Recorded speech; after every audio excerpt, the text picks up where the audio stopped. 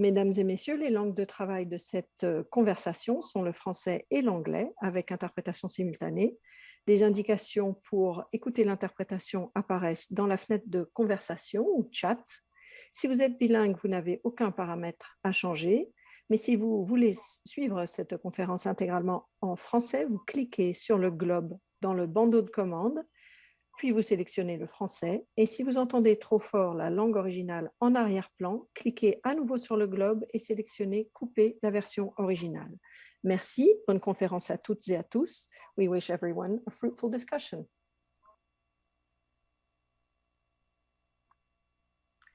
Votre Excellence, Madame la Gouverneure générale, Mesdames et Messieurs les parlementaires, Mesdames et Messieurs les intervenants et intervenantes du Canada et de la France, Monsieur le modérateur, chers collègues, chers amis, je voudrais tout d'abord reconnaître que le siège de notre ministère se situe à Ottawa, où beaucoup de participants se joignent à nous, sur un territoire non cédé de la nation algonquine Anishinaabe.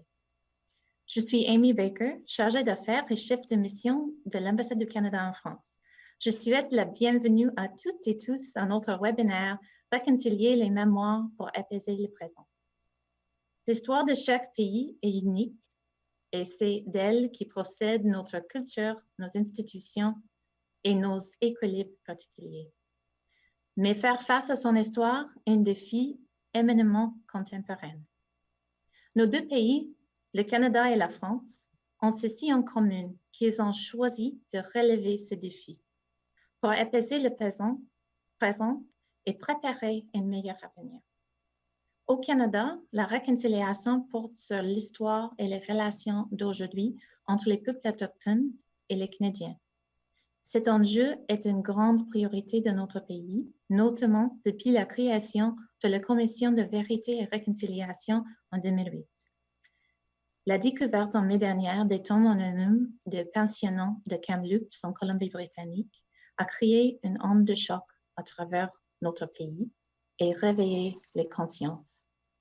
Le gouvernement du Canada reconnaît que cette découverte et de nouvelles récemment encore ne font qu'aggraver la douleur que les familles, les survivants et tous les peuples et communautés autochtones ressentent déjà et qu'elles réaffirment une vérité qu'ils savent depuis longtemps. Ces découvertes rappellent de manière tragique le racisme, la discrimination et l'injustice systémique à laquelle les peuples autochtones ont été et sont toujours confrontés au Canada. Nous devons bâtir ensemble un avenir meilleur. Le sujet qui nous réunit n'est pas seulement d'actualité au Canada, il l'est en France aussi, avec une autre histoire et en d'autres termes mémoriels et sociétaux. Nous allons entendre sur ceci d'excellents intervenants français, parmi eux M. Benjamin Stora, qui a remis au président Macron le 20 janvier 2021 ses conclusions et recommandations sur la mémoire de la colonisation et de la guerre d'Algérie. Aujourd'hui, nous ouvrons la toute première conversation Canada-France sur ce sujet. Il s'agit là d'une initiative sans précédent, menée en collaboration avec le Bureau des affaires mémorielles de la Présidence de la République. Chacun de nos pays, compte tenu de son histoire et de sa culture politique, produit ses propres réponses. Pour autant, pour relever nos défis respectifs, les mêmes questions se posent. Comment apaiser la douleur d'une partie de la population? Comment reconstruire et ouvrir la voie de l'apaisement? Comment penser un effort de réconciliation nationale et surtout, comment inclure les parties prenantes et avec quels effets? Nos intervenants parlementaires, universitaires et représentants de la jeunesse, parmi lesquels nous avons des représentants autochtones du Canada et que je tiens à remercier chaleureusement de leur participation, partageront dans quelques minutes leur perspective sur comment aborder les épisodes sombres de notre histoire dont les répercussions sont tangibles dans nos sociétés contemporaines. Mais au préalable, nous sommes immensément fiers et honorés de recevoir virtuellement Son Excellence la très honorable Mary Simon, gouverneur général du Canada, qui a accepté de se joindre à nous pour ouvrir cette conversation. Madame Simon est Inuit, originaire de Nunavik, et elle est la première autochtone à occuper la plus haute fonction de nos institutions canadiennes. And this is just the latest in a series of firsts for Madame Simon. She has long been recognized nationally and internationally for her work on Arctic and Indigenous issues, holding a series of executive positions with the Northern Quebec Inuit Association and the Inuit Tapirat Kanatami, of which she would later become president, serving 2 terms. She was president of the Inuit Circumpolar Conference and commissioner of the Nunavut Implementation Committee and policy co-director of the Royal Commission on Aboriginal Peoples. Honestly, there are so many accomplishments and honors that I would use far too much time to list them all. But as a diplomat, I cannot resist noting that Madame Simon was Canada's first ambassador for circumpolar affairs from 1994 to 2004, and the first Inuk to hold an ambassadorial position. During this time, she negotiated the creation of the Arctic Council while concurrently serving as Canadian ambassador to Denmark. What is clear from this very abbreviated look at her biography is that Mary Simon has spent her life advocating for Inuit rights, youth, education, and culture, and that these issues remain close to her heart. And it is clear that her beliefs and her actions to advance equality, diversity, respect, and dignity have made and continue to make Canada better. Her nomination as the 30th Governor General of Canada was, in her own words, a historic and inspirational moment for Canada and an important step forward on the long path towards reconciliation. It is an immense honor and a true pleasure for me to invite Her Excellency, the Right Honorable Mary Simon, Governor General of Canada, to offer opening remarks. Excellency, the floor is yours.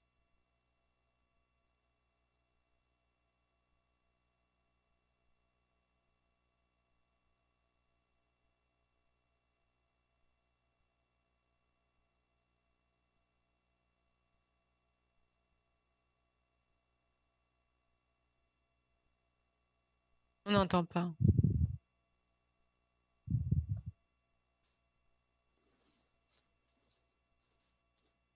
On n'entend pas.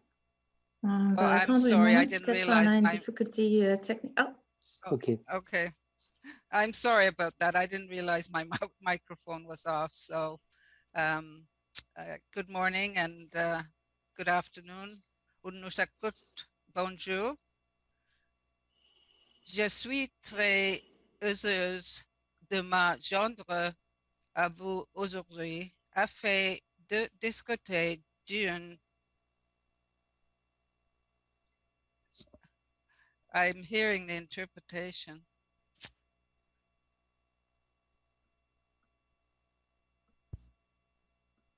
Madam Governor General, if you wouldn't mind removing your headset while you're speaking, that way you won't be bothered by the interpretation while you're speaking French. Thank you.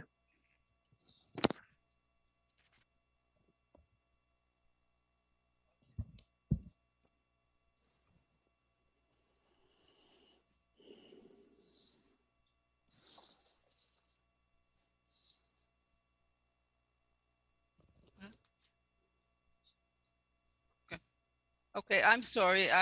The technical, a little bit of technical confusion here. I'm sorry. So I'm going to start over, and this time I'm hoping to keep going, but I do apologize. So again, hello and bonjour and unusakut. Je suis très heureuse de me joindre à vous aujourd'hui afin de discuter d'un sujet très important pour moi et notre pays. I am pleased to join you and to see these types of conversations happening between nations. This is how we make progress happen. Today I am speaking to you from Rideau Hall in Ottawa, which sits on the unceded territory of the Algonquin Anishinaabe people, as was said before me. This land acknowledgement is not a symbolic declaration. It is Canada's true history, and learning that truth is part of the reconciliation process. La réconciliation emprunte deux multiples facettes. Elle n'est pas une démarche ou un projet isolé. Elle n'est pas seulement une question autochtone. La réconciliation concerne tout le Canada. Reconciliation is a Canadian issue that requires a lifelong commitment to understand and listen to each other. It requires us to be respectful of all cultures and beliefs, and it has no end date. It has also received renewed focus in the last year with the discovery of the unmarked graves of residential school children across Canada, mostly recently in British Columbia. Here is proof undeniable of the consequences of past policies and actions that have devastated Indigenous peoples. Nous ne pouvons pas ignorer ces découvertes. Nous ne pouvons pas non plus ignorer les impacts permanents de ces blessures profondes. How then do we move forward? Growing up in an Inuit community in northern Quebec, my grandmother would always use a word in Inuktitut, and the word is ayuinata. There is no direct translation in English, but it does encompass so many aspects of what I'm going to say. It's a promise to never give up. It's committing ourselves to action, no matter how daunting the cause may be. The spirit of ayuinata pulls us forward to work together to find solutions. And it's that same spirit that drives the reconciliation process. So many are already taking action, such as yourselves, addressing issues of accessibility, education, climate change in the Arctic, basic resources, and even language. Language in particular is at the heart of our cultural identity. It shapes who we are, our perspectives, our spirituality, and our relationship with the land.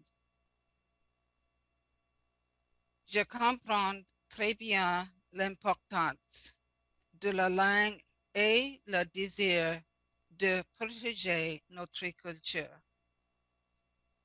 Let me repeat what I just said in Inuktitut. Uhausivut, ilokositinut, ilingalagatok, tungaviulagatok. I grew up speaking Inuktitut, but when I went to school, my friends and I were discouraged from using our language and punished when we did. It made us feel as if Inuktitut was wrong, as if we as a people were wrong. That is why it is so important for me to champion Indigenous languages and also our own stories, so we have the agency to share our truth with you. As Governor General, I hope to provide a safe space for Indigenous peoples to reclaim their own stories, which reflect our diverse society. Stories are healing, and they compel us to action. We have much to learn from each other's journeys. There are no limits or borders to sharing stories. In October, I attended the Frankfurt Book Fair in Germany, where Canada was the guest of honor. I saw focus placed on promoting Indigenous authors and storytellers. It warmed my heart to know that we were telling our stories to an international audience. Today, it's a pleasure to share our story with you in France, even if only virtually. Tout au long de ma carrière, c'était important pour moi de partager la réalité des communautés métisses, inuites et des Premières Nations. Nous avons fait des progrès, mais il y a encore beaucoup à faire pour améliorer la santé physique et mentale des personnes autochtones. As you begin your discussions today, think about what you can do, even if it's simply to share what you have learned from colleagues, friends, and family. Let us work together to confront the past, understand our stories, and build a better future for Canada, France, and all the peoples of our countries. Thank you, merci, miigwech, and nakokmik.